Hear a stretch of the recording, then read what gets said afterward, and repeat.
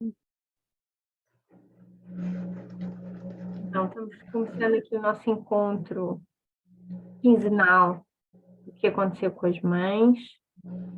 E eu quero abrir com a pergunta que eu costumo fazer, tem aberto um campo bem diferente nos espaços, que é se alguém quer trazer alguma coisa, sobre qualquer coisa, necessita, agora.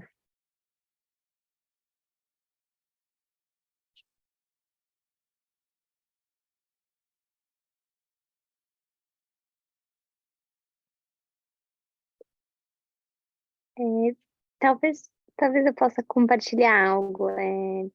Esse fim de semana, essa semana eu prestei o livro, né, que aconteceram com as mães para uma amiga minha, que tá com bebê, ela tem um filho da idade da minha filha, de 2 anos, e acabou de ter outro filhinho de 40 dias. E ela falou que foi bem forte, assim, para ela, em várias questões, né, mas uma delas é assim: "Nossa, ser mãe de 2, como faz, né?" Assim, como no livro ele menciona bem rapidamente, né, que antigamente demorava para ter, assim, eu senti o livro como que muito mais trazendo a gente para reflexão do que alguma coisa pronta, né, assim, "Ah, é isso", né, então a gente tem que instigar nossos pensamentos críticos, assim, enfim, o universo, né, de possibilidades. E ela falou: "Como que a gente faz, né?" Porque para ela tá sendo super difícil dar atenção para esse primeiro filho, que ela percebe que tá sendo muito desafiador para o bebê mais velho, né, que ainda é um bebê, que ainda mama no peito e tem todas essas questões. E eu fiquei: "Nossa, eu sempre sonhei em ter outro filho, eu só tenho uma", eu falei: "Jesus, não sei que horas eu vou ter outro filho, não sei que horas vai ser a hora certa". Então eu fiquei, assim, angustiada pensando, e ela também ficou bem mexida, assim, com essa questão. Eu falei: "Ah, eu vou trazer", enfim, é isso, assim. Obrigada. Obrigada, Bruna. Deixa eu só fechar a porta aqui, peraí. Uhum.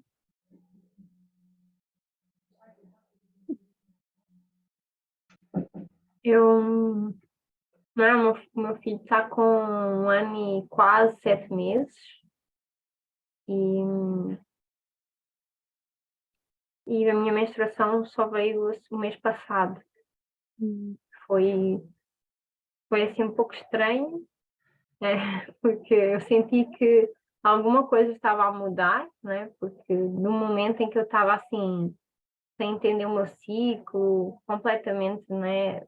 Ainda, como se o meu corpo estivesse todo a prestar atenção a este novo ser, né? A servir este novo ser, e agora alguma coisa mudou no meu ciclo. E percebi também na parte fisiológica, biológica minha, assim, uma vontade de ser mãe de novo.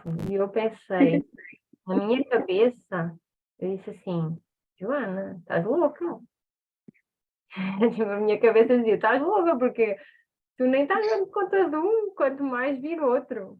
Mas assim, a parte do meu corpo parece que tem uma outra inteligência. E eu estava ouvindo agora, né, a tua partilha sobre a tua amiga. E mais uma vez me volto ao livro, né? Porque o livro fala sobre esse lugar em que as mães eram mães e elas não tinham nem sequer se preocupar em trabalhar em isto ou aquilo, porque elas viviam numa comunidade. Então, assim, de alguma forma não havia, talvez, estou aqui interpretando, não é? Não é o que o livro diz, é, é as minhas lentes sobre o livro, mas assim, de alguma forma não havia essas paradoxos, né? Esta parte minha quer, mas esta parte não quer. Então eu fiquei tentado a observar isso e até me questionar que parte é essa, que quer ter outro filho, porque tem várias pessoas que falam assim, não, é melhor ter tudo de uma vez, porque, sei lá, tem várias teorias, planeamentos, e eu não sou muito de entrar no planeamento da coisa. Acho até meio estranho, mas por outro lado, observo as minhas partes a ter vontades diferentes, né? E questionamentos diferentes também. Isso, agora, quando eu partilhar, me trouxe isso. Ok, tá aqui o iPhone, que a gente não sabe quem é. Diz assim, gente, estou encaminhando o som do meu filho, por isso estou com a câmera fechada. Depois eu assisto com o comecinho a gravação. Eu dou um palpite. Jéssica. Tá bom, Jéssica, à vontade. Estamos aqui só no inicinho. Estava ouvindo o que você trouxe, Bruna.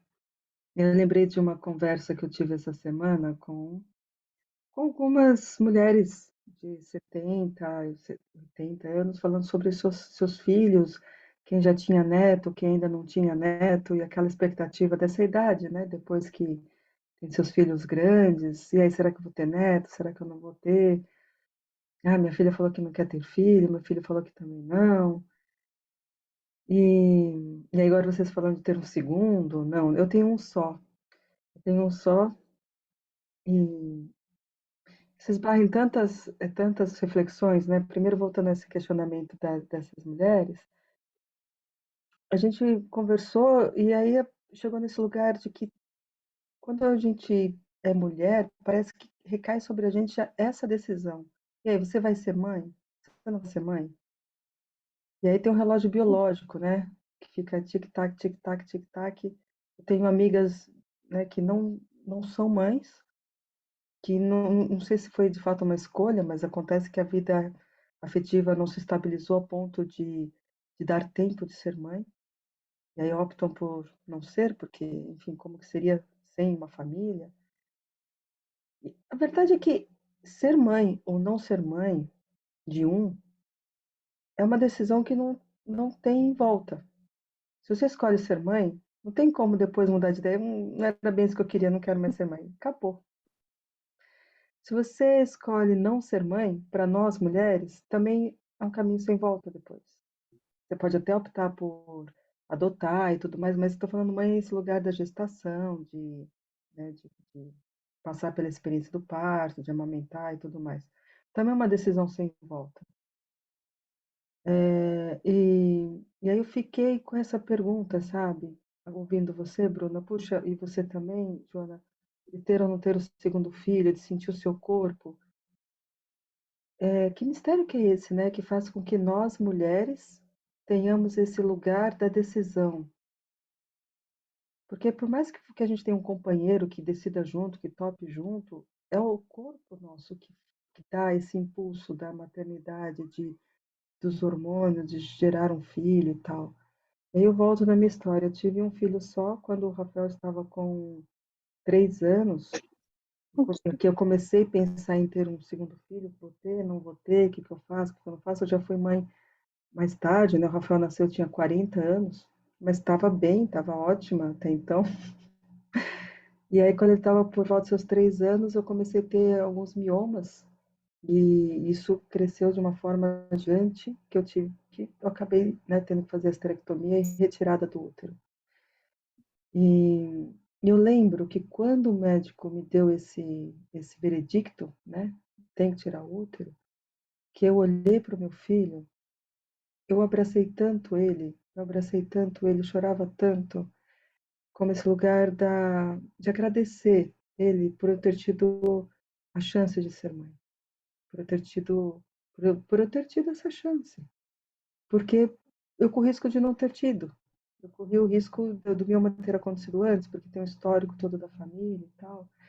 Eu abracei ele e falei assim, nossa, eu fiquei tão grata, mas tão grata.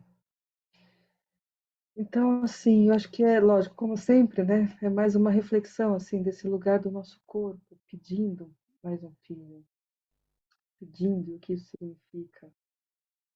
O que é que acontece quando nós, mulheres, decidimos não, não ter esse filho? Que também talvez seja uma decisão biológica também, né? Porque eu não passei por essa necessidade de pensar sobre isso, eu sempre quis ter um filho, mas é uma pergunta pertinente também, né? Vou ser mãe, não vou ser mãe? O teu segundo, não vou? E acho que isso Qual recai. que é a diferença boa para ter um segundo, sabe? Tipo assim, como se tivesse uma receita. É, Tem que ter X anos, né, entre um e outro. Na antroposofia até fala, né, tem um aconselhamento para que seja dentro do primeiro setênio, porque senão você tem dois filhos únicos. Não que isso seja um problema, né? É uma sugestão, porque em termos de educação, em termos de como essa criança se posiciona no mundo, é como se você tivesse dois filhos únicos, por causa da diferença de idade, né? Mas, ainda assim, tem o corpo pedindo alguma coisa, né? E o que é mãe natural, né? O que é essa conexão com a natureza? Que nem a Joana fala, meu corpo já está pronto para outro filho e eu estou sentindo esse impulso. Meu Deus do céu, o que que eu faço? E você trouxe uma coisa, me tocou, assim, até me senti arrepiada um pouco. Esse lugar de nós sermos essa semente, né? Nós, de alguma forma, guardamos um impulso interno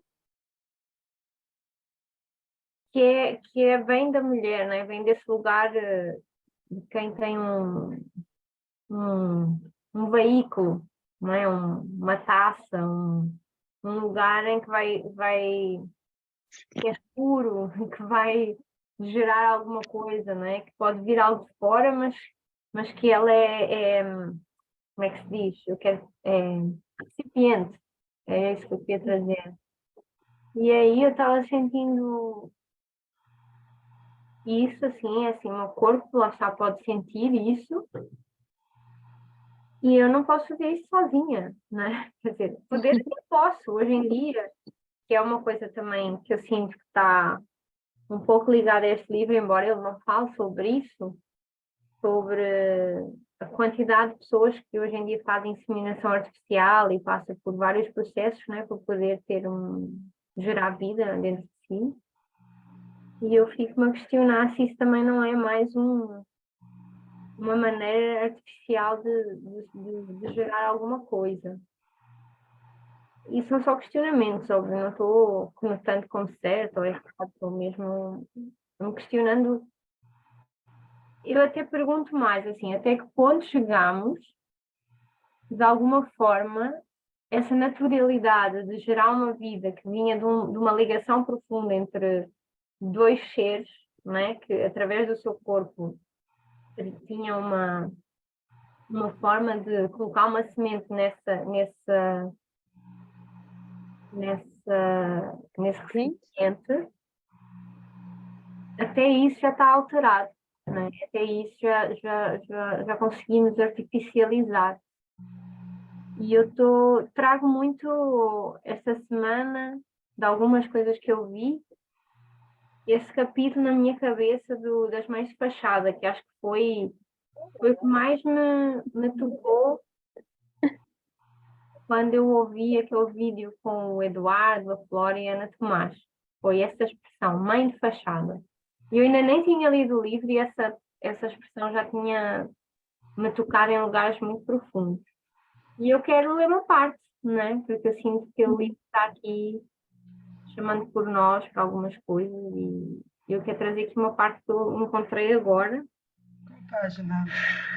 página 60.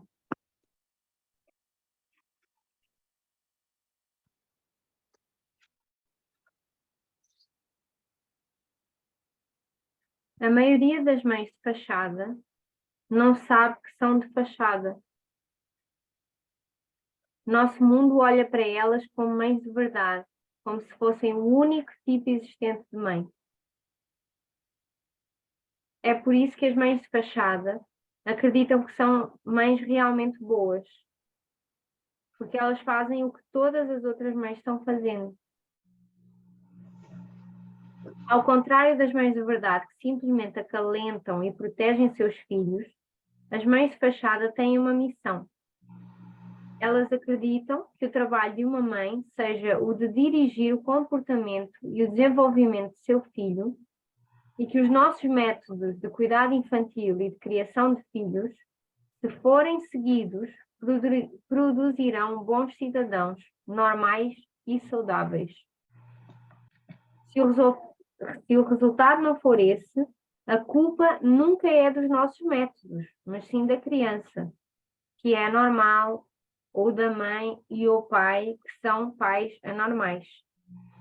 Num sistema assim, torna-se impossível ver que nossos métodos e procedimentos para criarmos bebés e crianças, se forem rigorosamente seguidos, inevitavelmente produzirão seres humanos anormais.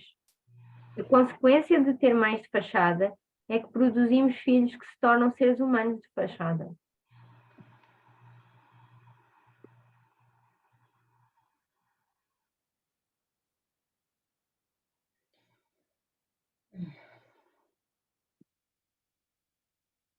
Quero trazer uma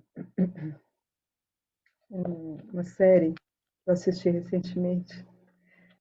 Comentei com você, Joana, essa série. Mas me lembra bem isso, quando fala essa última frase, né? Que mães de fachada vão gerar seres humanos de fachada. Essa série está na Apple TV, se chama Extrapolations. E é uma série meio pós-apocalíptica, assim, mas não é que teve algo e tudo mudou. Ela, ela olha o nosso cenário atual, ecológico, de aquecimento global, e a projeção disso nos próximos anos, se nada for feito, assim, nos anos mais para frente. E a série são 8 episódios e vai até 2070. E tem várias coisas que a gente vai falar, isso é uma aberração, mas enfim, é possível se nada for feito. E essa frase que a gente gera seres humanos de fachada, é bem isso o tema dessa série, porque só chega no absurdo que chega porque os seres humanos, protagonistas da contemporaneidade, se afastaram da sua própria humanidade, se afastou da sua própria natureza, daquilo que realmente importa em termos de vida, do sentido da vida, do que é realmente viver, do que é isso, do que é esse corpo, do que é respirar um ar, do que é ter um contato com a natureza, do que é ser um ser humano. Então, essa frase ela é assustadoramente real, né?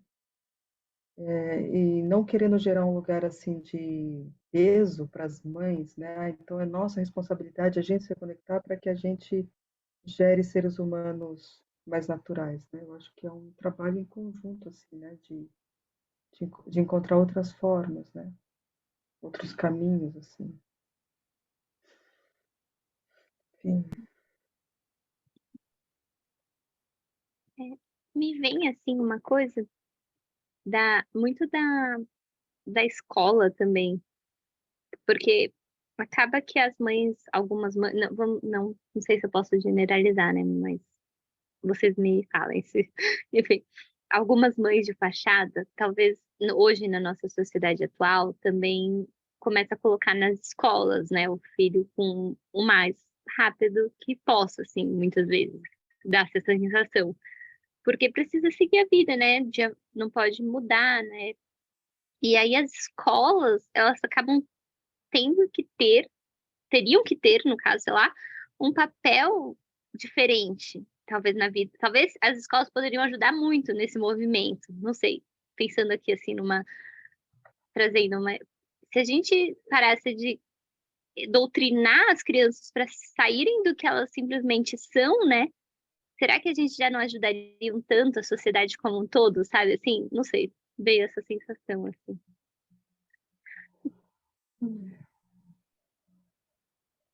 Obrigada, Bruna.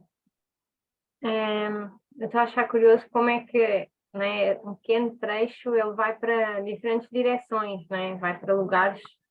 E eu estava sentindo assim, a Priscila, ela foi para um lugar do futuro apocalíptico, no sentido de se nós continuarmos a produzir seres humanos de fachada, aí achei engraçado, Bruna, tu trouxeste isso para um lugar da escola, né, que também acaba doutrinando as crianças, talvez dando continuidade a essa fachada.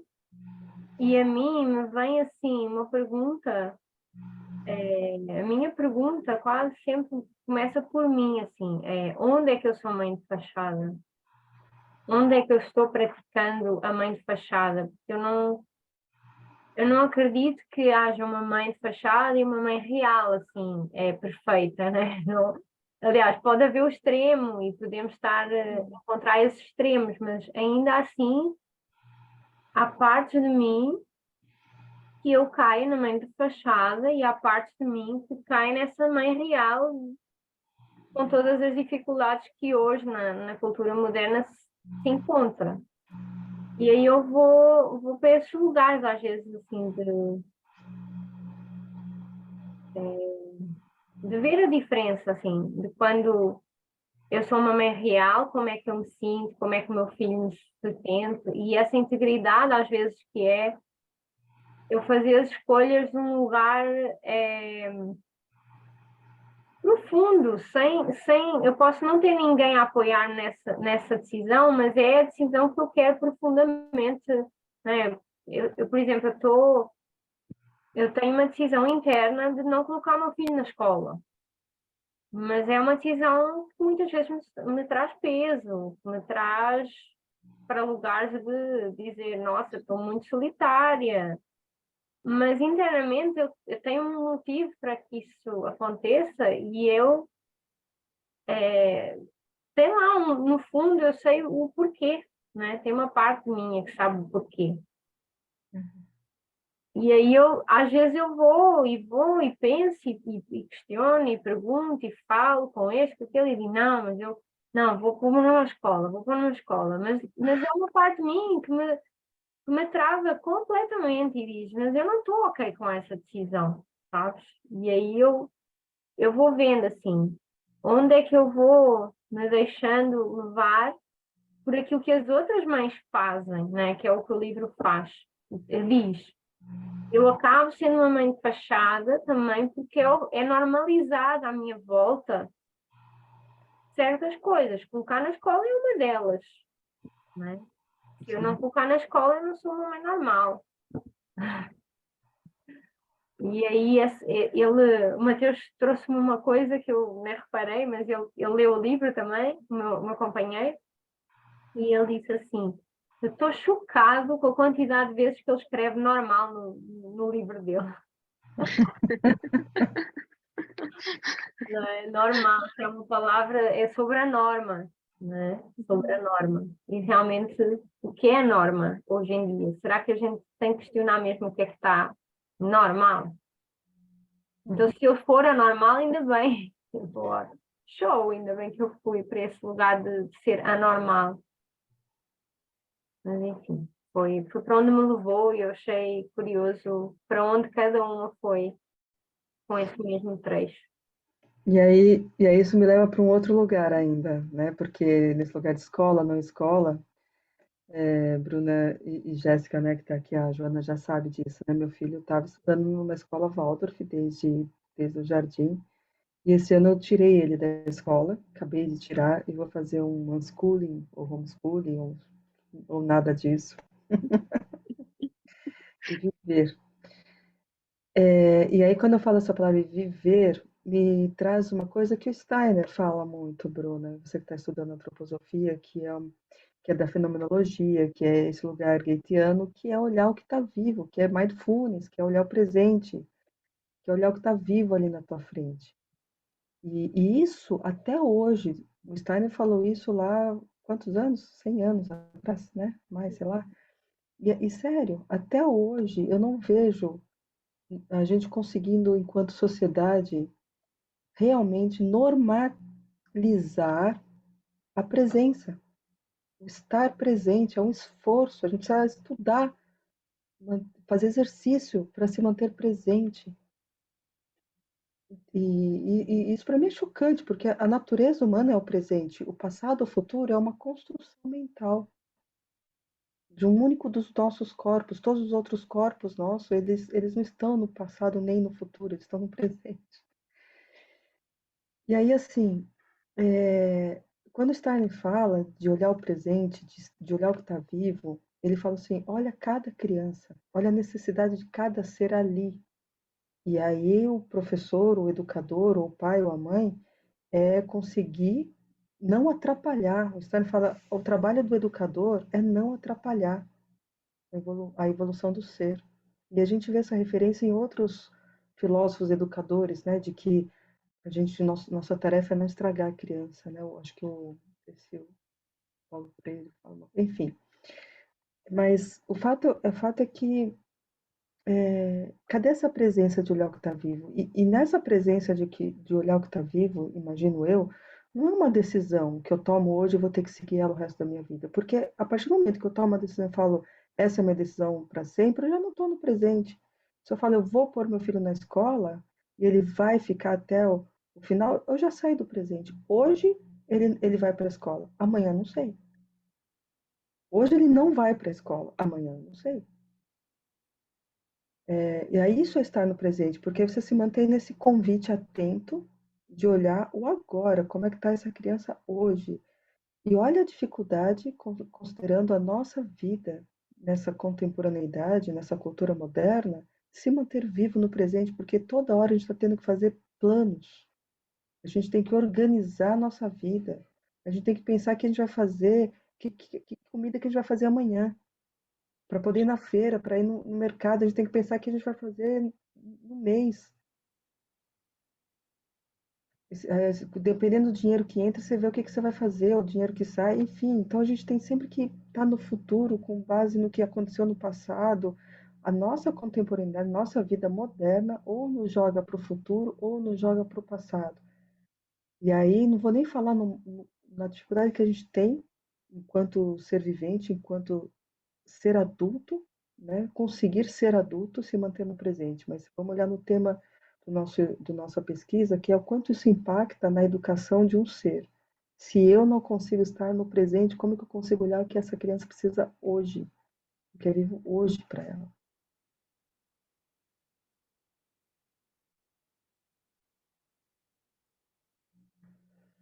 É engraçado porque isso me leva para uma reflexão que a Thaís já trouxe aqui no nosso grupo, acho que no primeiro encontro, que é esse lugar, assim, eu tenho a sensação que a maternidade me levou para uma máquina de aceleração de partículas. E aí eu estava a lembrar da Thaís falar sobre isso, assim, eu acho que o meu filho está sempre a querer a minha atenção, mas e o meu celular, que tem 300 mil mensagens e está sempre a puxar? E aí é sobre isso também, não é? É sobre, a toda a hora há um lugar para me roubar a atenção, não é? O Clinton fala muito sobre isso, né? O poder da cultura moderna é roubar-te a atenção. Então, se tu ficares unhookable, enganchável, ficares no teu centro, esse é o teu maior poder numa cultura que está sempre a querer capturar a atenção para outra coisa, para te vender alguma coisa, para tu virares alguma coisa de alguma coisa. E aí, acho que tanto os animais como as crianças, né, elas trazem-te muito para o agora, para o aqui, para o pequeno agora. E quanto é difícil para nós assumir isso, né, na grande maioria do tempo. Eu falo por mim, agora não quero generalizar, mas estou falando por mim, o quanto esse lugar, assim, às vezes quando eu estou muito presente e eu digo, vou curtir o meu filho agora e começo a entrar no mundo dele e na exploração, é realmente incrível. Mas muitas vezes eu estou assim, mas eu quero ir fazer isso, aquilo, aquilo outro, então estou num conflito de interesses, então eu sinto isso, que é alguém a puxar para um lado e outra coisa a puxar para o outro, e é muito desgastante, porque eu não estou nem vivendo uma vida, não é? Eu estou vivendo vidas duplas incompleta. Então eu vejo isso também como essa inteireza, não é? De estar no presente, de estar com a criança, de estar conosco mesmo na nossa natureza, não é? Volta a mim de novo com essa observação de que partes é que estão a querer certas coisas, né, enquanto mãe. Talvez, tipo, eu quero realmente trabalhar, ou é o meu medo de não ter dinheiro. Eu quero realmente estar longe do meu filho e colocá-lo na escola, ou é porque eu realmente não tenho saída e eu estou num lugar de sobrevivência. E eu acho que se eu não, ou eu quero ser aceito nesta loucura generalizada que se chama cultura moderna e humanidade, não é? Então, assim, tem várias perguntas nisso, não é? Eu não sei muito. Desculpa, não sei se você ia falar mais alguma coisa. Eu não sei muito qual é o contexto, assim, mas de vocês, eu morava numa comunidade, né, espiritual, e eu estava num contexto muito paralelo, vamos dizer assim. E eu era tida pela minha família, por exemplo, como muito estranha, assim. E a Violeta nasceu lá, e ela foi educada lá, né, pelo primeiro ano, um pouco da vida dela e meio, assim. E agora eu tô num contexto, vamos dizer, tradicional, né? E eu tô sentindo muito, assim, um aperto no coração, porque são sensações extremas que vêm, assim, né? De, putz, eu tenho que me enquadrar. E foi muito automático. Eu mudei de casa, me veio uma sensação, acho que eu preciso pôr ela na escola. E eu pus ela na escola, e aí, tipo, assim, todos os dias eu falo, meu Deus, eu não quero que ela vá pra escola. E, tipo, eu fico, sabe? E aí eu comecei a trabalhar, e parecia que uma onda me pegou, assim, e agora a gente tá tentando voltar pro eixo, assim, de, tipo, assim, nossa, o que que a gente realmente quer? E não é uma influência externa que tá levando os nossos passos, assim, é difícil, porque eu, eu, eu, eu já pratico muitas meditações, assim, já fiz vários cursos de meditação, eu tento muito observar o presente, assim, já participei de cerimônias de ayahuasca, né, que é uma ferramenta incrível também para essa contemplação, assim. E eu percebo como a gente é levado de uma forma tão sutil, né, e até quem tenta muito não ser levado é levado, assim, eu acho. Nossa. Tô lembrando de uma música que eu ouvia essa semana, é do Danny Brown. Posso até pôr no WhatsApp. Chama Desnudar-se. E nessa música ele fala dessa mania do ser humano de buscar uma resposta. E essa é uma das coisas que eu acho mais bacana no nosso grupo aqui de pesquisa, que é não se comprometer com resposta alguma, mas trazer perguntas e deixá-las, né? Semear perguntas, né? Eu acho isso incrível porque eu acho que esse delírio que a gente entrou em buscar respostas faz com que a gente aceite qualquer resposta como válida. Porque é um lugar, se eu estou buscando uma resposta, é porque eu estou em dúvida. Se eu estou em dúvida, eu não sei o que eu tenho que fazer.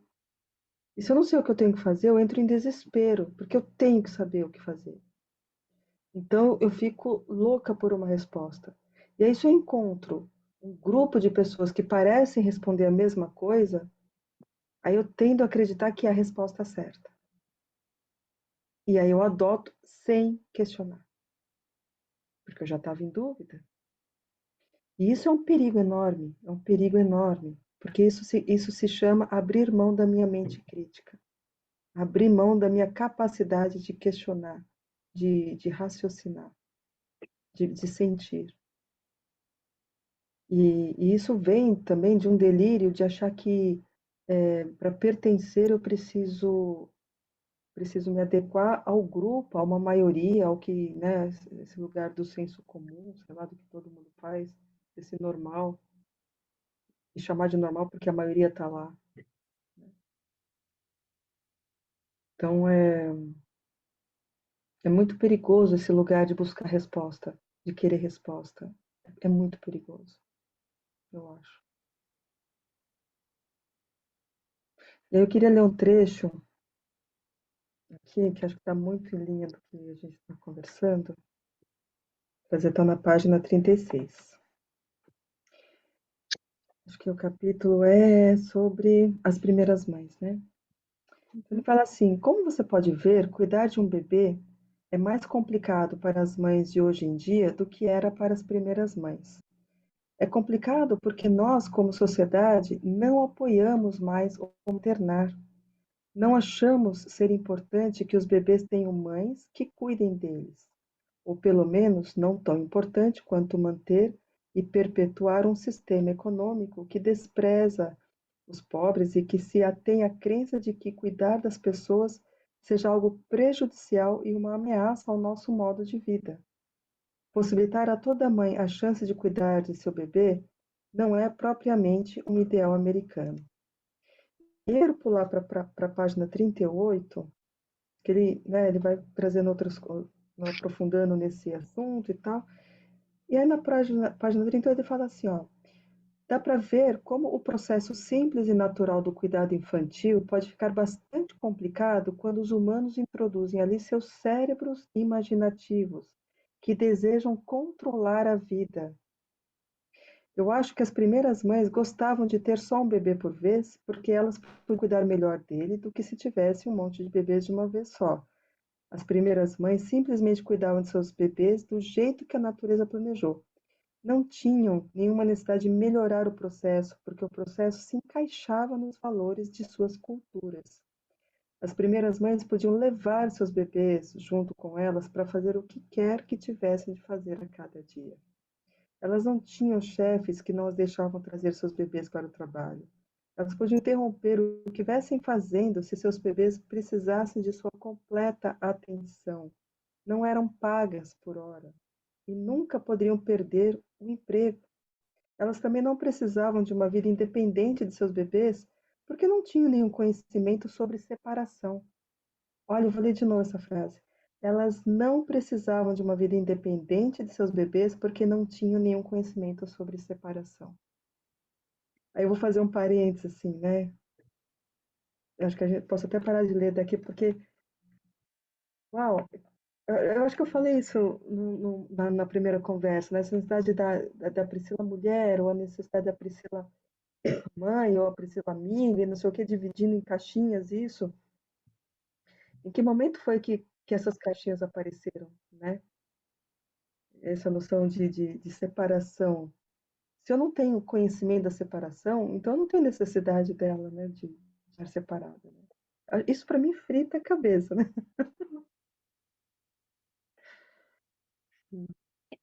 É. É, eu acho que eu fico muito frita com isso, porque eu sinto essa não separação, né? E acho que isso também é biológico, porque eu sei, não sei em pormenor, mas assim, os filhos deixam células dentro do nosso corpo, então realmente há uma fusão mais do que emocional, né? É biológica, ela tem meandros, talvez o mistério da vida nem saiba desvendar tudo, e ao mesmo tempo eu vejo assim o quanto eu quero estar com o meu filho, levá-lo para todos os lugares, e isso muitas vezes parece que dificulta, não é? Nesta cultura moderna. Eu, por exemplo, ontem eu decidi não ficar em casa com ele o dia todo, porque eu disse, olha, eu vou ficar maluca aqui em casa com o bebê todo. Então fui com o Mateus, fomos para a universidade, ele conhecer sei lá, para conhecer outro espaço, para conhecer, e foi engraçado vê-lo num outro espaço, vê-lo interagir com outras pessoas. Eu senti diferente também por estar com ele num outro espaço, e também percebo com a quantidade de medos que eu sinto de sair à rua com ele. E aí me vem essa coisa estes medos, de onde é que eles vêm, de que é que eles foram tão amplificados na maternidade, e eu acho que vem de um lugar daquilo que a gente construiu mesmo, em termos de sociedade, não é? Deus está numa grande cidade em que eu sinto que a qualquer momento uma naturalidade de caos pode explodir, né? Assim, para qualquer lado, e eu ser só um efeito colateral de alguma coisa que explodiu, né? E aí vem isso, assim, quando eu falo das mães de verdade, elas não faziam um monte de questionamentos porque elas viviam num outro contexto completamente diferente do que nós vivemos hoje. Eu imagino eu estar assim num lugar em que nada acontece. E eu totalmente relaxada e até deixar meu filho livre, né, na natureza, porque assim, não quer dizer que nada aconteça, né? Pode vir uma cobra, sei lá, eu imagino, os medos são outros, mas ainda assim, são medos que eu acho que, enfim, estou só na hipótese, né? Eu não sei o que é, mas assim, são medos assim, talvez não apareçam com tanta alerta, né? Com tanto estado de alerta previsional, né? Porque fala-se que as emoções é uma previsão das vivências que a gente viveu. E eu sinto que a natureza, ela traz-nos essa presença, né? Ela traz-nos a presença, ela põe-nos alerta quando é preciso estar em alerta, mas também põe-nos no relaxamento quando só estamos em comunhão com ela, porque é a nossa natureza.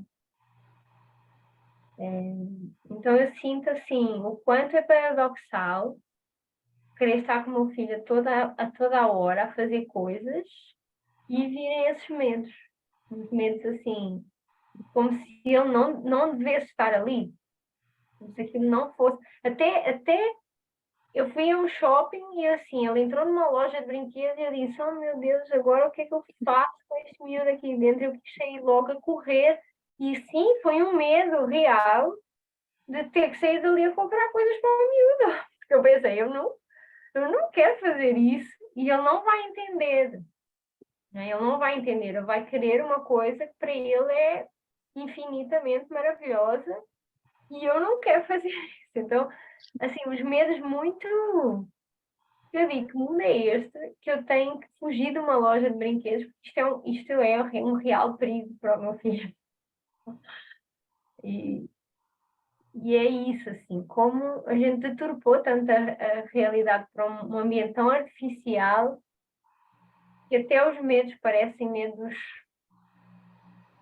esquisitos. Não sei, nem sei nomear, né? Mas assim, tem que fugir de uma loja, tem que fugir de coisas que estão a chamar pelo meu filho, porque a sensação que me deu foi, nossa, o meu filho vai ser capturado aqui. Aquilo que eu sou a todo instante, ele vai ser, só que ele não tem matriz para se defender dessa captura de atenção, né? Nem eu às vezes consigo, né? Que era o que a Bruna estava trazendo, né? Nem nós, depois de tanto desenvolvimento pessoal, de tanta coisa que a gente faz, não conseguimos ser capturadas. Imagina uma criança. Eu acho que isso me provoca um sentimento de separação mesmo, assim. E não de inclusão, não de... Que há um mundo sombrio, há um interesse por trás de tudo que está montado ali, né? Quando a Priscila estava falando, me veio muito assim que a nossa mente, esse fim de semana a gente foi lá no Muda, lá na Ana Tomás, conhecer. E aí me veio que a nossa mente, ela tá muito escolarizada também, né, de respostas certas, né? E a gente tem que encontrar a resposta certa. A gente nunca aceita que pode ser que tenham duas respostas certas ou várias respostas certas, né? Porque a escola ensina isso, né? Para você tirar nota, você tem que. E isso vem dos nossos pais, né? Muito provavelmente nossos avós, talvez avós, alguns não estudaram, né? Mas meus pais, né? E a gente está doutrinado a encontrar o que é certo e errado, né? E aí a gente sempre se vê numa dificuldade, porque a gente pode ter outra resposta que é certa para nós, né? E para o contexto que a gente vive não é certo, tá tudo bem, assim. É muito maluco, assim, essa separação, esses medos também que a Joana trouxe. Eu estava lendo um livro, que é A Última Criança na Floresta também, que assim, as coisas estão se separando, assim, né, da natureza mesmo, e como recuperar isso, né? Qual que seria o passo que a gente pode dar para a gente conseguir sair desse lugar, né, da separação, começando por nós? Eu tô que me remete a essa conversa é um pouco de uma tendência ainda humana da polarização, ou é isso ou aquilo, né? E eu acho que existe um. Olá, Jéssica, vamos ver sua carinha aqui. E acho que existe um convite de repente, uma possibilidade de inclusão, não é ou isso ou aquilo, é isso e aquilo.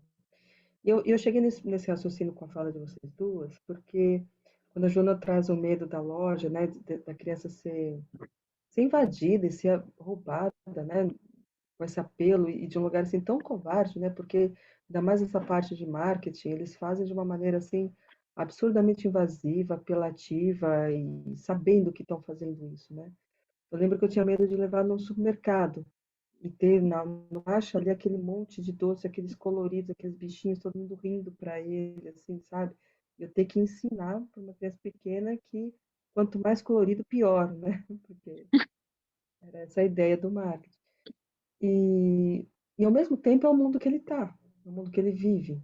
E aí quando a Bruna trouxe, né, do convívio que você tinha antes numa comunidade e tal, e agora você tentando entrar para um mundo mais ou menos normal, né? Porque o Waldorf ainda nem é tão normal assim. Mas qual que é esse lugar da inclusão que não é ou eu me isolo e crio uma bolha, e vou pôr meu filho numa bolha, ou eu deixo ele ver tudo e encarar tudo. Não é nem ou isso ou aquilo, e já põe o tablet na mão dele com 2 meses de idade, sei lá, né? Porque todo mundo faz e nananana. Qual que é o lugar do e? Filho, ó, o teu mundo é esse. Tem isso e esse é o mundo. E como eu estimulo esse lugar em mim, do sentir em mim, e aí a antroposofia traz muito isso na Waldorf, de através do sentir em mim e eu ter essa certeza em mim, que eu passo a certeza para ele e ele vai ter condições de entender o meu não, a minha autoridade, não pelo autoritarismo, mas porque aquilo vive em mim na certeza. Eu ancoro essa certeza em mim e aí eu consigo ter essa autoridade natural com meu filho de falar não é isso, não é aquilo e tal. E aí e aí nesse sentido, eu acho que tem uma passagem que talvez eu me vejo nesse lugar de passar pela fase do assombro. Enquanto eu fico nesse lugar de assombro das aberrações que eu estou chamando de aberrações, dos lírios humanos, da nossa contemporânea, né, moderna, enquanto eu me assombro, eu não estou nessa força. Eu estou insegura, eu estou assustada. Eu não ancoro essa força para poder ter essa autoridade natural para o meu filho. Porque eu estou assustada, e de fato eu estou, eu ainda estou me assustando com tudo. Eu não consigo achar certas coisas normais, eu nem sei mais se a gente deve usar essa palavra normal, Matheus, soou um alerta aqui para mim, aqui, né? Essas coisas que acontecem, vai, né, que existe no nosso mundo. Eu preciso um dia parar de me assustar, sabe, para encontrar meu eixo, para falar, não, isso acontece e isso também acontece. Ponto.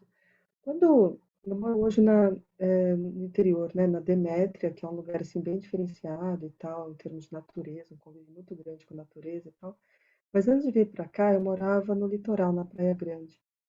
E eu lembro que na época que eu morei lá, meu filho tinha uns 3 anos e era muita violência, muito assalto, roubo de bicicleta, sabe, tiroteio, era uma coisa assim, bem pesada para quem morava lá na época. Eu falei, não, não vou criar um filho aqui de jeito nenhum. E aí me falaram assim, não, mas você está tirando ele da realidade. Essa é a realidade. Eu falei, tá, é a realidade, mas eu não vou criar meu filho olhando para essa realidade. Eu não quero que ele ache que cresça achando que isso é o normal do ser humano e balizar o normal por ali. Eu quero, sei lá, promover um outro ambiente que ele balize o normal com uma régua de outro lugar. E sério, até hoje eu me questiono se eu agi certo ou errado sobre isso. Porque esse questionamento ainda vive em mim. Será que pôr meu filho numa bolha é a melhor coisa? Em algum momento ele vai sair dessa bolha. E aí? Como é que vai ser? Não sei. Já está saindo, né, de certa forma. Mas percebe que ainda é nesse lugar, ou eu ponho ele em contato com o mundo, ou eu vou criar uma bolha para ele, sabe? Enfim, como eu disse, reflexões aqui, né? Jogando aqui. Isso me trouxe um encontro que eu tive talvez há uma semana atrás, não sei precisar, não importa. Eu fui passear o meu cachorro, fomos para o João Salvador e encontramos um homem que eu já tinha passado por ele usa uma planta na cabeça, né? Usa assim um brotozinho de planta e ele estava olhando fixamente lá para um lugar e começou a ver o João Salvador. O João Salvador levava o dinossauro na mão, ele começou a olhar para ele, interagir com e ele faz bolinhas de sabão para as crianças. E começámos a conversar com ele. E aí, na conversa, houve várias riquezas, inclusive ele me indicou um livro de um psicólogo, acho. Enfim, esse eu depois até descubro. Ainda não li, não pedi, mas acho que é um livro que só se encontra em sebo. Mas de tudo isso, foi incrível porque eu perguntei-lhe, queria o contacto dele e ele disse, olha, não tenho um telefone há mais de 5 anos. E, e portanto, isso. Ele disse isso e eu houve uma altura que perguntei como é que é viver assim, sem redes sociais, né? sem telefone, como é que é isso? E ele disse-me: olha, tem as suas dificuldades, não é? Porque é isso, às vezes as pessoas querem me contactar e não conseguem fazer telepatia, ou não me encontram, ou quando me conseguem contactar para alguma coisa, para um trabalho, já passou, então tem essas dificuldades, mas depois tem outras coisas que eu acho maravilhoso e que eu vejo como as pessoas realmente não entendem, as pessoas não conseguem estar presentes. Ele não disse assim, mas ele disse exatamente isso. Por exemplo, eu posso estar a conversar com uma pessoa, mas se o telefone toca, a pessoa vai logo direto buscar o telefone. Ela não está ali, ela não consegue mais estar-me a ouvir. Ela já começa, ela vai puxada para uma outra realidade. E ele também diz que mora num hostel e que chega lá, ele não vê televisão também, mas vê umas imagens super violentas e ele diz, como é que é possível, tipo, eu querer ver essa violência? Eu estou super bem não vendo essa violência, não é? E assim, quando ele trouxe isso, e agora ouvindo, Priscila, é sobre escolhas, não é? Sobre o que eu escolho. Eu tenho um mundo, eu posso ver tudo o que eu quiser. E aí eu escolho alimentar o meu mundo com coisas que para mim são mais construtivas ou que apoiem a vida, por exemplo. Eu acho que é sobre vida. Porque a violência vai trazer o quê? Destruição, autodestruição, destruir o outro, destruir a natureza. A vida não pede destruição, né? Em algum momento sim, mas não a toda hora, né? A televisão é violenta, os jogos são violentos, tudo é muito violento, né? Inclusive essa comunicação com as crianças é violenta, é invasiva. Então eu sinto que não é sobre escolher bem ou mal, mas é sobre as escolhas que eu quero para mim. E nossa, eu gostava muito. Eu já não vejo televisão há muitos anos e agora recentemente saí mesmo das redes sociais, desinstalei, não saí de todo, mas desinstalei o Instagram, desinstalei o Facebook. Eu estou a receber muito mais insights hoje. Vem-me rasgos de insights, de textos, de coisas que eu quero pôr no mundo, que eu sinto que não está a ser filtrado por uma atenção que normalmente ia para outro lugar.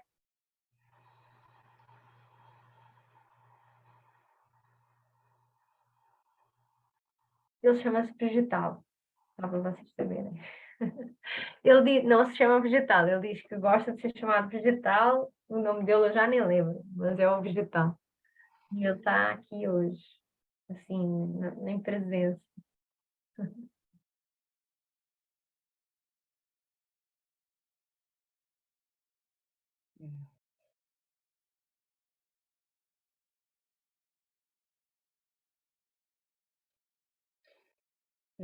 Escolhas, né? Acho que tem uma frase, uma coisa que a Bruna trouxe, que ela falou que teve ali no que muda lá da Ana Tomás. E aí tem esse lugar da escolarização e de conteúdos, de certo e errado, de ter a resposta certa. E aí você vem falando de escolhas. Eu acho que isso tem uma chave aí, sabe, Joana? Porque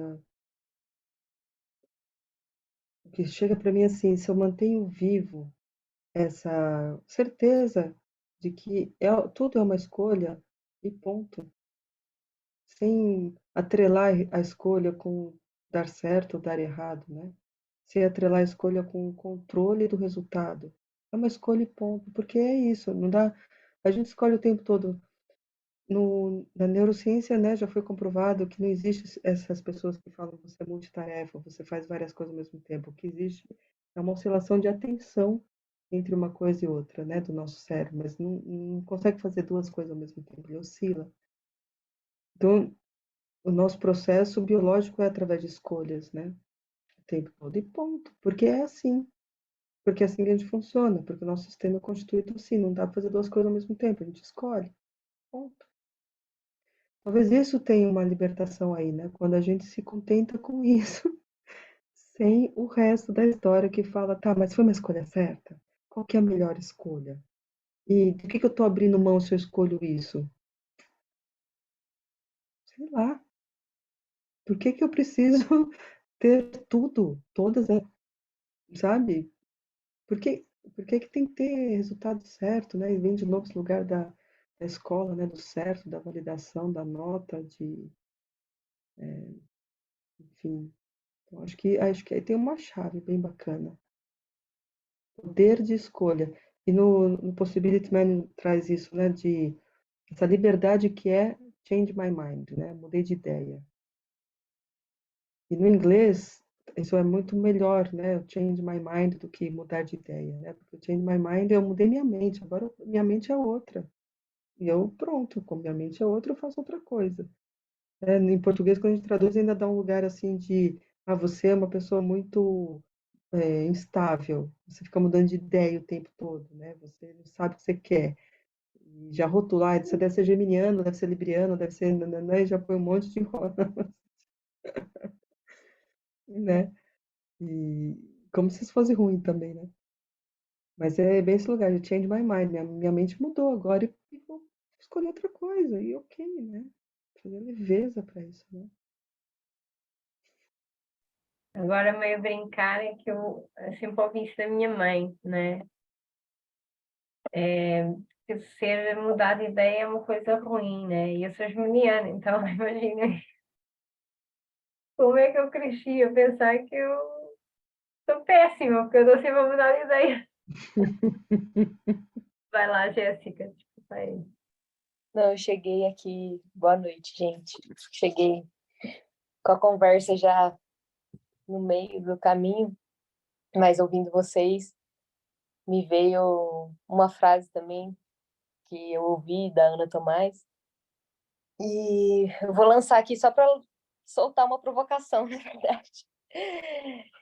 Falando dessa coisa, né, das escolhas e da liberdade de mudar de ideia, de mudar a mente.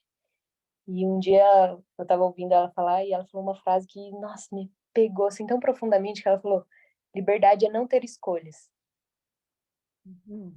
E aí, por outro lado, então a gente está falando, né, tudo isso, mas aí acho que vai de encontro também com o que a Priscila fala, que quando a gente está nesse lugar de firmeza, né, interna, a gente simplesmente sabe o que precisa ser feito. Não existe uma dúvida. E segundo essa frase, né, a liberdade é simplesmente eu poder fazer aquilo, eu estar livre para poder fazer aquilo que simplesmente é a única coisa que eu sei que eu preciso fazer naquele momento, né? E nossa, para mim, sabe aquela frase que às vezes a gente escuta e fica repetindo assim, muitas vezes na minha vida eu me conecto com ela e agora ela me veio de novo, então, para deixar aí essa provocação. Obrigada, Jéssica. Você trouxe uma coisa importante na tua fala, né? Trouxe várias coisas importantes, mas tem uma coisa que me chamou a atenção que é: eu fiz aquilo que eu precisava ter feito naquele momento. Então, olha quantos elementos tem nessa tua frase, né? Então, esse lugar de habilidade de não ter escolhas, porque tem uma certeza interna, porque está atrelada ao presente, naquele momento.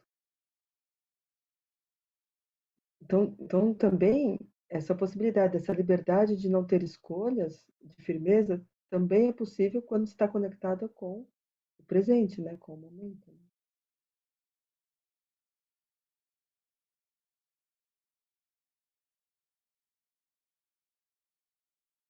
Pronto, desvendamos o livro, tá? É só a gente se manter a presença.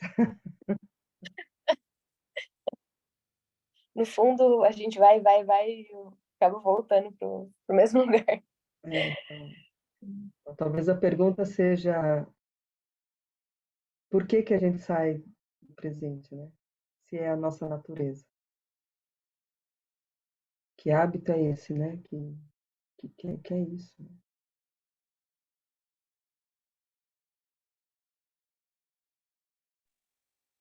E aí me vem também a pergunta, e o que que a gente ganha com isso, né? Porque a gente não faz isso para se autoflagelar, né? Alguma coisa a gente está ganhando, mas que não é um ganho real, né? É tipo, sei lá, um ganho secundário. A gente está aparentemente ganhando uma coisa, mas perdendo coisas muito preciosas. Então, que migalha é essa que a gente está se contentando em ganhar para sair daquilo que é o mais importante, né?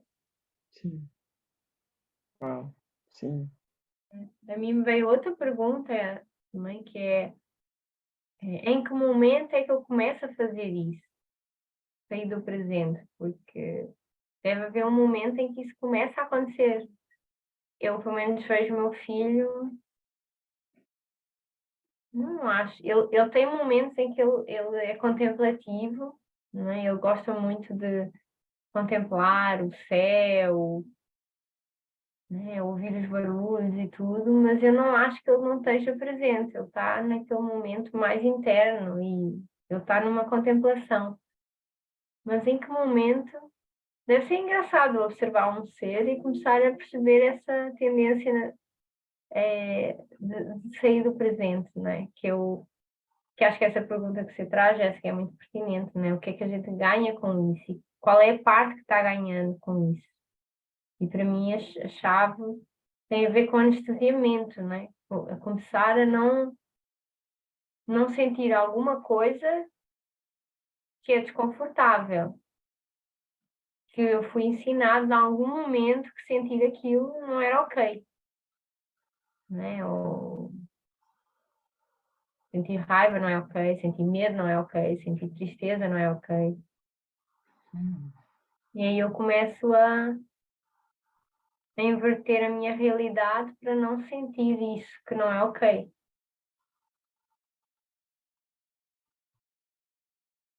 Uhum. Aí a gente chega num lugar que é assim, né? Se eu tenho, se uma parte minha criou uma necessidade de anestesiamento para não sentir uma dor, para não sentir algo, né? Para proteger de algo que me dói, que pode ser um trauma, uma ferida, uma estratégia, enfim. Eu crio esse anestesiamento para não sentir inconscientemente.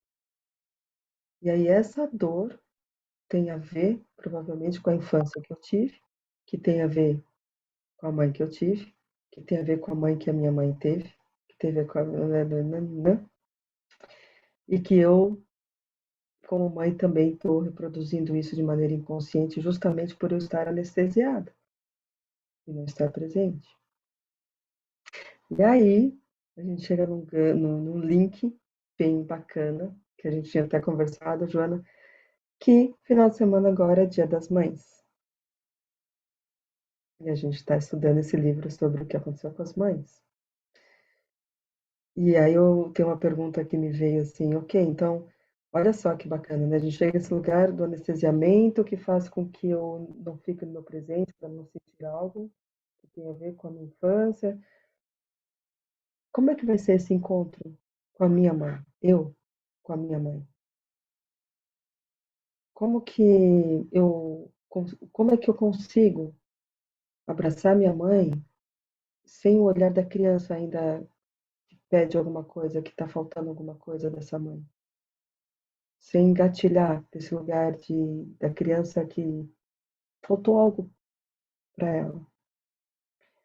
Como que eu abraço essa mãe agora, como mãe que eu sou, sem me colocar no papel da criança que eu fui, que faltou algo dessa mãe? Como que eu vou pro Dia das Mães, olho para minha mãe, abraço ela, sendo a mãe que eu sou, e sentindo esse abraço sem o muro que eu posso ter construído das dores que eu senti do que me faltou.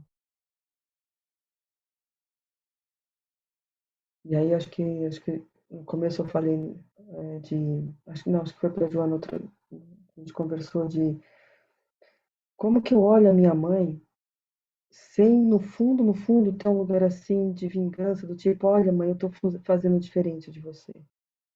Olha que as minhas escolhas estão diferentes das suas. Estou conseguindo ser uma mãe melhor do que você foi para mim.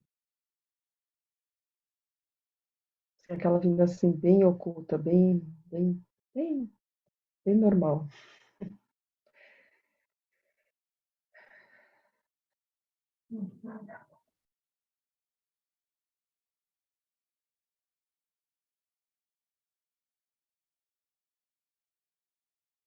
Hum,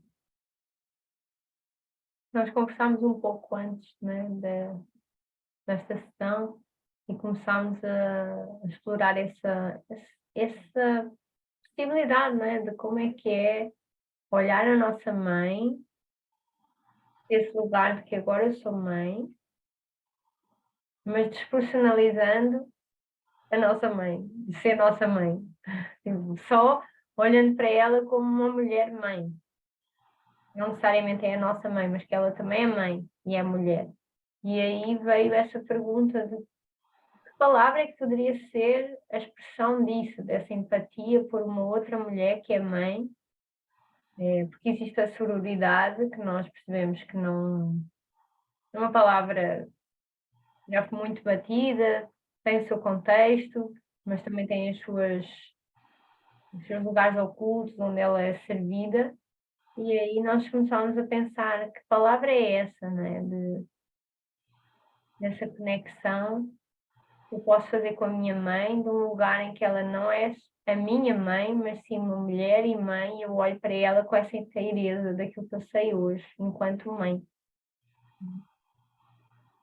E eu me veio assim, foi Dia das Mães já no domingo passado, né, em Portugal.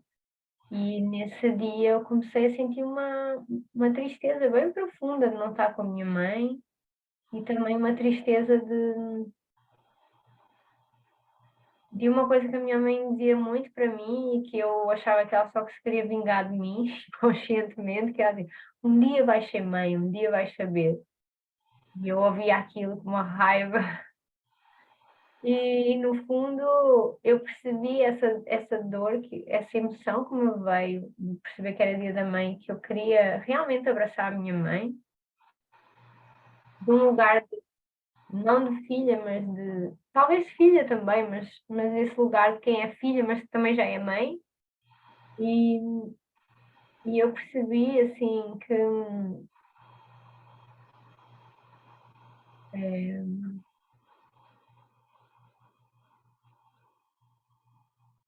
não era preciso mais falar sobre isso. Não era sobre falar coisas para a minha mãe, mas era realmente de sentir, olhar para aquela mulher e a reconhecer as lutas dela. Não é luta no sentido que às vezes é muito pesado também dizer que a pessoa lutou, mas os desafios que ela provavelmente enfrentou, para ela, o máximo que ela soube estar presente para mim e eu ter crescido íntegra de alguma forma, né? De ela ter realmente se doado a essa magia de ter gerado uma vida e de ter se impactado com a minha vida de alguma forma, nos limites dela. E eu sinto que é muito grandioso, assim, não é? Sinto que é muito grandioso olhar para uma pessoa e fazer essa reverência, não é? Àquilo que ela foi e é. Não é? Eu não sei hoje se eu estou fazendo algum sentido, eu só sei que estão a vir coisas e eu estou falando. E aí vem a tal coisa, né? Ai, eu preciso fazer sentido. Ai, neste mundo tudo precisa de fazer sentido. Mas assim, eu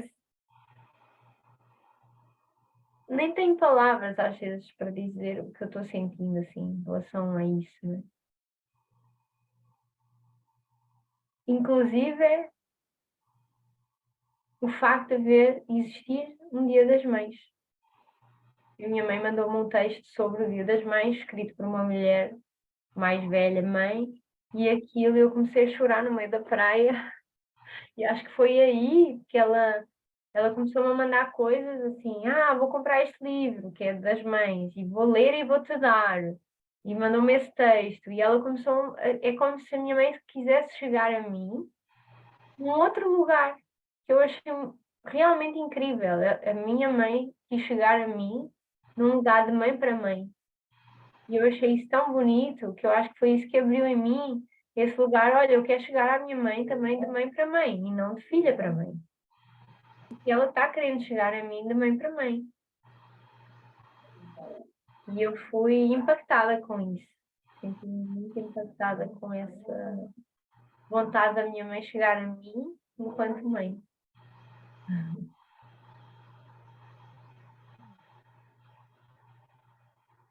Nossa, isso é tão profundo. Isso é tão profundo. Que você estava falando, eu olhei, bom, estamos aqui entre mães, né? Então a gente fala aqui, né, são algumas exceções, a gente está falando de mãe para mãe aqui, né? Quando estamos só mães aqui. E aí nesse espaço, a gente não emite julgamento uma da outra, porque a gente tem lugar de fala, a gente sabe quem sou eu para falar das escolhas da outra e vice-versa, ou comparadores, ou criar expectativas e querer resultados e tal. Por que que da minha mãe eu não. E aí falo de mim, por que que da minha mãe eu vou ter a dificuldade que eu não tenho aqui? Porque eu ainda estou falando no lugar de filha, cobrando alguma coisa.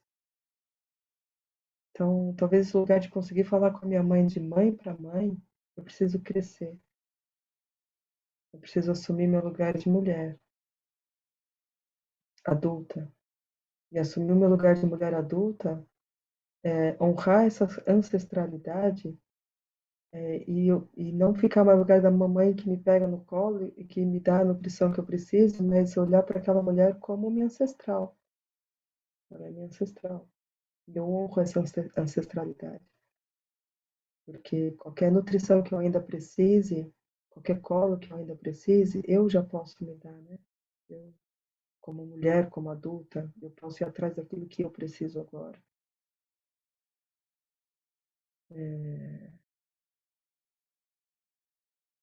Então, isso é bem profundo, essa reflexão. É bem, bem, bem profundo. Tem uma outra coisa, eu acho que eu vem um outro lado, assim, que eu estava com uma amiga minha que tem um filho já de 10 anos. Foi engraçado porque ela mostrou uma foto dele de 10 anos assim a dormir completamente encostada a ela, assim, antes da natação, uma coisa assim. E ela diz, não, eu quando está com os amigos já não quer muito mãe para lá, mas assim, não, na hora que ninguém está vendo, pum, pro lado a mim. E eu fui pôr no Instagram para me vingar dele. Olha, isso veio a brincar. E eu fiquei pensando nisso, assim, o quanto essa camada de, talvez, ressentimento, acho que é a clareza que eu tenho agora, de esperar que a minha mãe seja uma mãe ideal, que eu desejaria que ela tivesse sido, me impede de aproveitar a minha mãe que eu tenho ali. Tipo, de dizer, olha, mãe, dá-me um colo. Porque eu realmente, ela é minha mãe. E eu realmente não tenho idade para lhe pedir um colo. Não é? E o quanto eu vejo que isso me impede, assim, de ligar para ela e dizer, oh mãe, quer colo?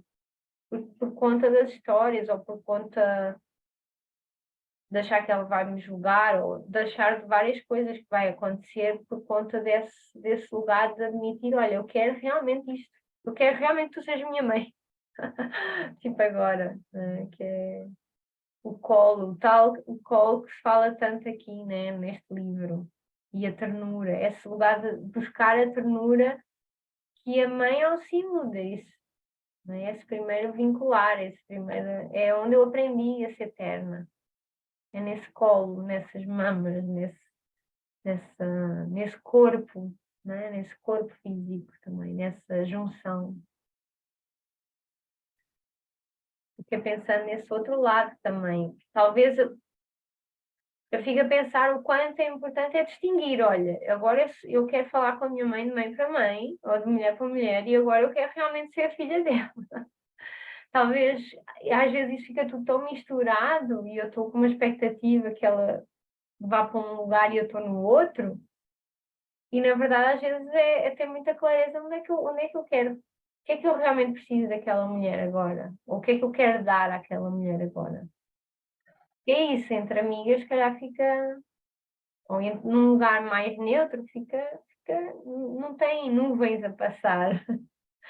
Tem assim umas nuvens a passar a dizer, ai, isto aconteceu, né? Que me levam para outro lugar que não o agora. Não o agora. Tem uma passagem no livro que ele fala sobre que talvez o medo dos homens durões era, já estou quase decorando, mas talvez o medo dos homens durões é de que se as mães mimassem muito seus filhos nunca iam crescer e nunca iam querer sair de perto de suas mães, iam ficar mimados, e nananana. E olha só o que acontece, né, de fato por justamente a gente não ter tido esse mimo e esse colo, a gente não consegue desgrudar, porque a gente fica querendo o tempo todo, a gente arrasta isso para a vida adulta, querendo ter isso a todo custo porque nos faltou, né? Então, a gente precisa encontrar esses homens durões e falar, gente, é o contrário.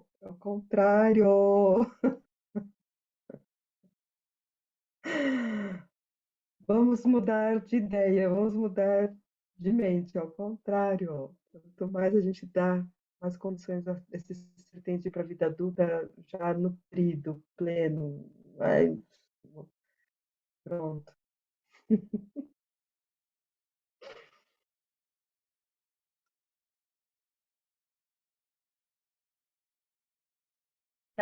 Estava pensando mais os meus dilemas internos, lá está, de mãe, um pouco de meio fachada, meio real, não sei. Que é o meu filho tem muito mimo, né? De facto, porque ele está sempre grudado a mim e eu faço questão disso. E aí ele vai para a natação e quando ele vai para o professor, ele se vê a mãe ou o pai ou alguém da confiança dele que está cá fora e ele começa a chorar. E eu hoje estava ali de coração partido, a ouvir o meu filho chorar no colo da professora, dizer, mãe, mãe, assim, caraca. E eu perguntei, será que eu estou mesmo a fazer bem, deixá-lo ali a chorar por mim? Eu estou aqui, a fingir que não estou aqui. E me veio essa pergunta, porque isso também é uma coisa que eu sempre ouvi muito da minha mãe, que eu era muito mimada, né? E ela olha para o meu filho e diz, ai, tanto mimo, como se fosse uma coisa assim, um alienígena que tem muito mimo, ele não é suposto ter tanto mimo. E no livro eu falo isso mesmo, né? Essa parte que me tocou muito, de que uma criança que é mimada e que mostra ao mundo que é mimada, ela não se indignou, ela, na verdade, ela não se resignou a mostrar às pessoas que ela não quer mimo, ela realmente está ali tipo uma afronta para um mundo que não tem ternura. Ela está a dizer, eu quero ternura, dê-me ternura, porque é isso que eu quero. Então isto é uma afronta para a maioria das pessoas que tiveram uma vida muito dura, né? E que é a vida que a gente tem, né? Construiu. E eu fiquei a pensar nisso, o quanto eu era uma criança que chorava muito quando era criança, né? E provavelmente tinha esse rótulo, eu era muito mimada. E talvez eu não me resignasse a ter uma vida durona e ver pessoas duronas à minha volta, e eu não queria isso para o meu mundo, né? Talvez o meu filho também seja um veículo para isso, assim, mas não estou à procura da resposta, mas tenho essa pergunta, esse lugar de o que é que isso quer dizer, ser muito mimado? O que é que isso realmente quer dizer? Me vem uma outra pergunta, o que que é mimar, né?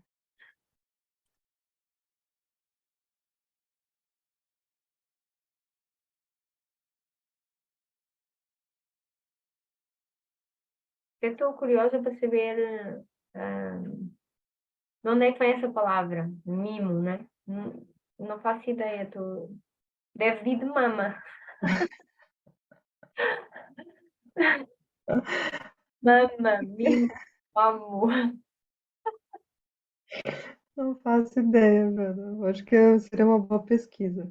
Eu fiquei com essa pergunta aqui, que é mimo, porque você foi falando e tal, e aí, e aí de novo eu fiquei com uma dúvida assim do tipo, por que que eu faço o que eu faço com o meu filho, né? Quando eu tô mimando ele.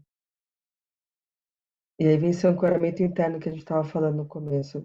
O que que tá por trás do meu mimo?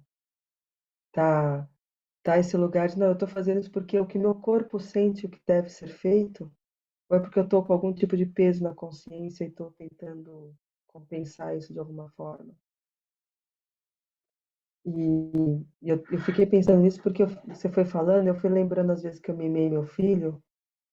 Seria uma reflexão mais atenta, mas eu desconfio que a maioria das vezes foi por culpa de alguma coisa.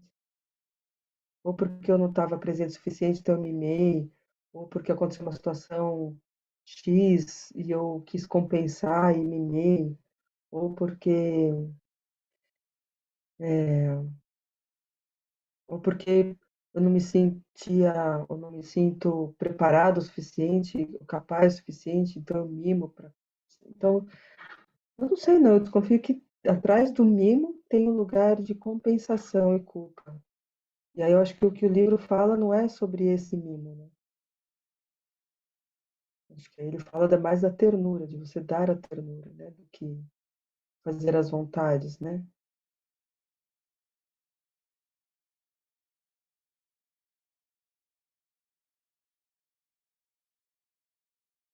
Porque a gente vê, eu vejo muito nas pessoas que eu atendo o tempo todo, o resultado de uma educação de superproteção, por exemplo.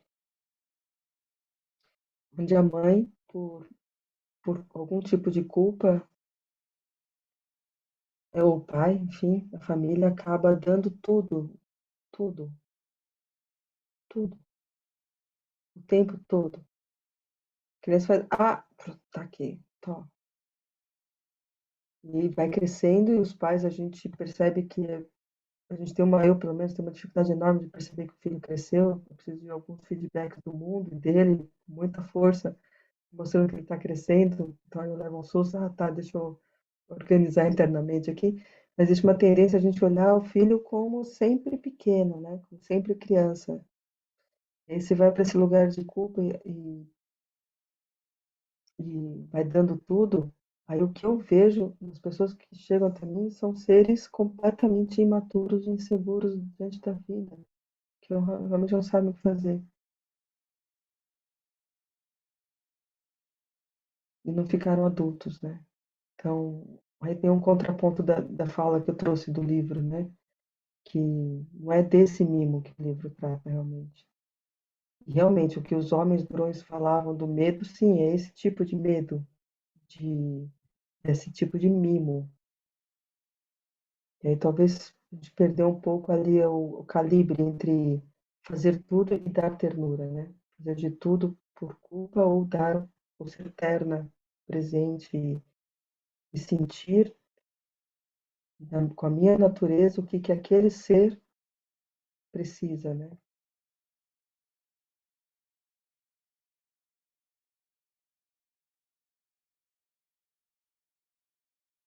Porque, Joana, quando você trouxe o exemplo da natação, Esse é muito icônico, esse exemplo, porque isso se aplica a muitas outras situações, né? Traz essa pergunta assim, poxa, você tem certeza que a natação é melhor para ele? Né? Traz esse ancoramento interno, você tem certeza? Ponto. Ele está chorando, o que que isso diz? E o que que diz do teu impulso de querer, ou do questionamento, não, será que eu pego ele no colo? Será que eu estou fazendo a coisa certa? Então, acho que tem três equações aí, né? A tua certeza interna, não, é importante a natação por X motivos, ou é importante pronto, por isso que ele está lá, mas algo nele faz ele chorar, e algo em você faz você falar, nossa, acho que eu tenho vontade de pegar meu filho. Estou fazendo a coisa certa em deixar ele chorando aqui escondido. Então, isso tem uma reflexão assim, gigantesca, porque, como eu disse, é icônico, dá para aplicar isso em qualquer outra situação em que a gente vai ver esses três elementos presentes. Faz sentido isso que eu estou falando para vocês? Sim.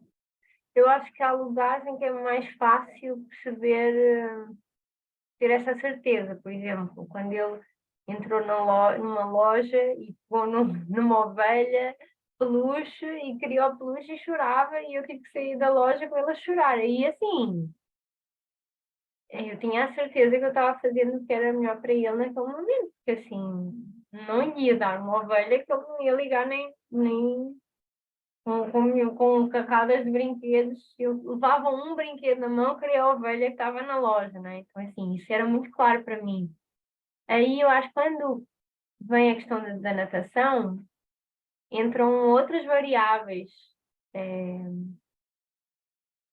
que são, não, dá um tema gigante para para falar, que é sobre a energia de outras pessoas adultas que usam ao pé do meu filho, né? Essa energia inconsciente que eu noto muitas pessoas usarem, energia sexual ou outras energias, não precisa ser, nem precisa ser sexual, mas uma energia que aquela criança sente e que eu não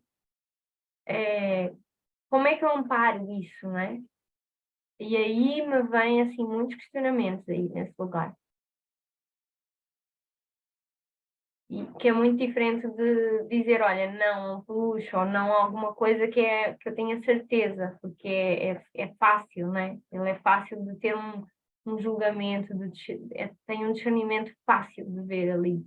Agora nem é só a natação, eu sei que é uma coisa boa, sei que vai demorar pouco tempo, sei que ele está com sono, então pode estar a chorar por mil razões, mas também tem outras variáveis que eu, sabes, eu não sei. E aí, aí também sei que posso levar isso para muitos outros lugares, né? Não é só a natação. É educadora, e aí vai para um lugar assim, que é os meus medos novamente. Eu já fritei. Não, já fritei, já fritei. É. Caraca, não sei se vocês sentem o mesmo, mas quando eu começo nestas coisas, nestes questionamentos de medo, assim, sabes, eu não sei para onde é que eu vou. Muito ancoramento, muito centro, muita. Acho que a única certeza é essa, né, Joana? Que Vou ser perfeita, não vou ser perfeita, vou fazer o melhor que eu sei, vou falhar, e está tudo certo. Nossa, a única certeza é essa, de que a gente não sabe nunca, todo minuto, cada escolha que a gente faz como mãe, como pessoa, é uma certeza, é um salto no escuro. E é isso.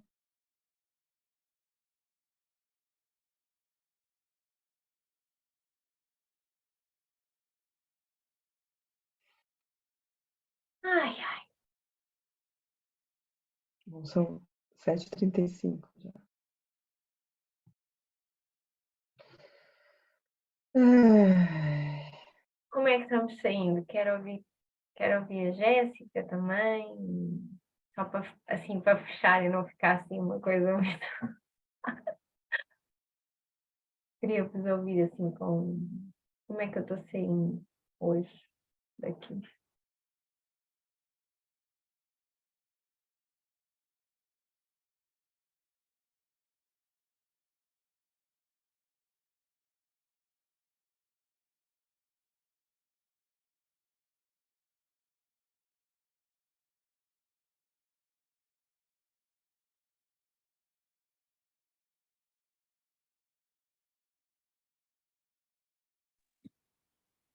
Bom, hoje eu saio com muitas perguntas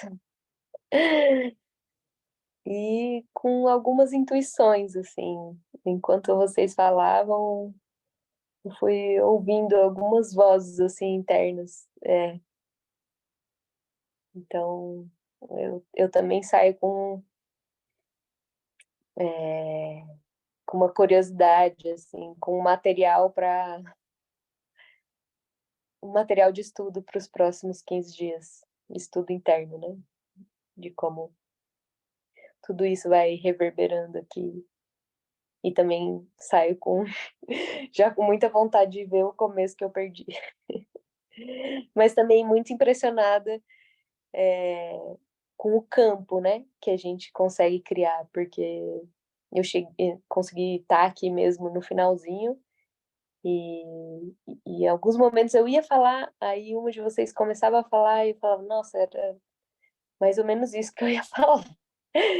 Então eu nem preciso, né, dizer. Então também saio mais uma vez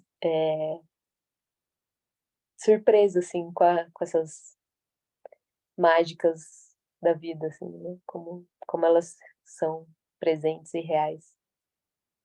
Mas uma coisa só que eu queria dizer que me ficou aqui, que acho que lá no começo, quando eu entrei, vocês estavam falando, né, sobre essas realidades, né, e bolhas e realidades, e como encontrar esse lugar de equilíbrio, sei lá. E, e uma vez, conversando com uma amiga sobre isso, ela me disse, mas isso aqui que a gente está vivendo também é realidade. Então, tipo, isso é realidade também, né? Realidade não é só, sei lá, todo mundo se matando lá fora, né? O mundo sendo destruído. Aquilo é realidade e isso aqui também é realidade. Então, saio com o coração bem feliz. Obrigada, Jéssica. Saio, tô- eu me sinto nutrida e acolhida nas minhas perguntas, assim. A impressão que eu tenho é que aqui é um espaço, um container, onde eu coloco todas as minhas perguntas, assim, sem medo de ser feliz, assim, sem medo de julgamento, né? Acho que é mais esse termo. Sim, me preocupar com isso. E aí, me sinto num lugar de semeadura, assim, sabe? De ir colocando essas perguntas com uma nutrição interna de que elas têm um destino, não uma resposta. Ela tem um destino, elas vão chegar em algum lugar para alguém, em algum momento da eternidade. E isso me deixa feliz, isso me deixa bem feliz. Semear perguntas. Né? Obrigada por esse espaço. Deixa eu só falar uma coisinha, que isso me lembrou, né? Você falou dessas perguntas, e eu estava com uma amiga conversando esses dias sobre esse período da criança, né, que fica, por quê, por quê, por quê, por quê, por quê, por quê? E ela falou uma coisa tão maravilhosa, ela falou assim, e na verdade eles não querem resposta, né? Eles só estão perguntando, a gente que fica querendo responder, mas nosso corpo é um corpo de perguntas. Então, viva as perguntas. Ah, obrigada, Jéssica. Eu saio.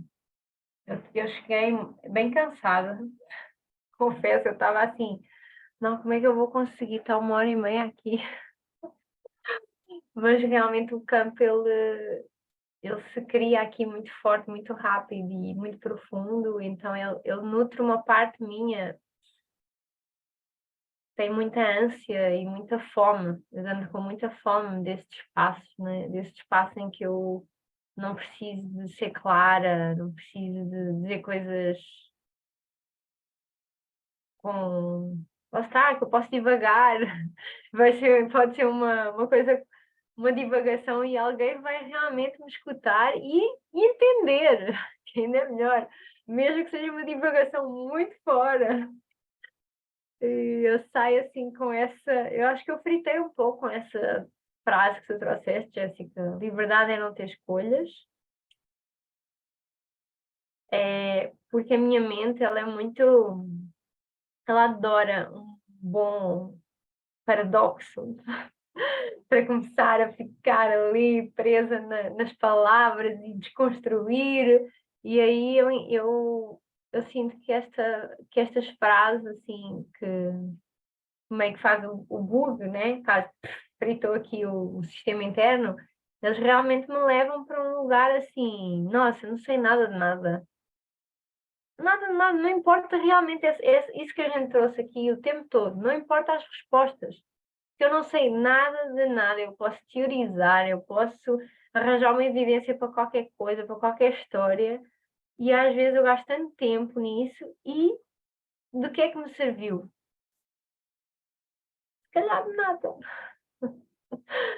Né? E, de alguma forma, eu acho que o que eu saio mesmo, a riqueza que está dentro de mim, é poder ter um espaço em que eu expresso o que está cá dentro, né? Essa expressão autêntica das minhas perguntas, do meu caminho também, que é as respostas vêm do meu caminhar, e não são as respostas da Jéssica, não são as respostas da Priscila, não são as respostas da Bruna, mas são as respostas que eu encontrei no meu caminho e que talvez não sejam respostas para mais ninguém. Então eu saio muito nutrida com esse espaço de ter container, né? Foi essa. Nós somos container, nós somos somos isso, é isso a nossa maior.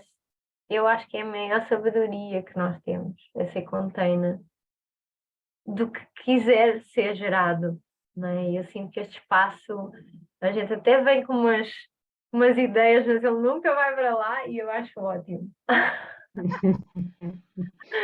Ele vai para onde precisa de ir. Então eu saio assim, com muita gratidão e desejar que o Dia das Mães possa ser um dia transformador para nós.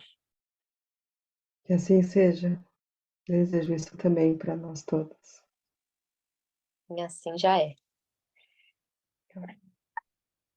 Obrigada, Boa gente. noite. Obrigada. Até já.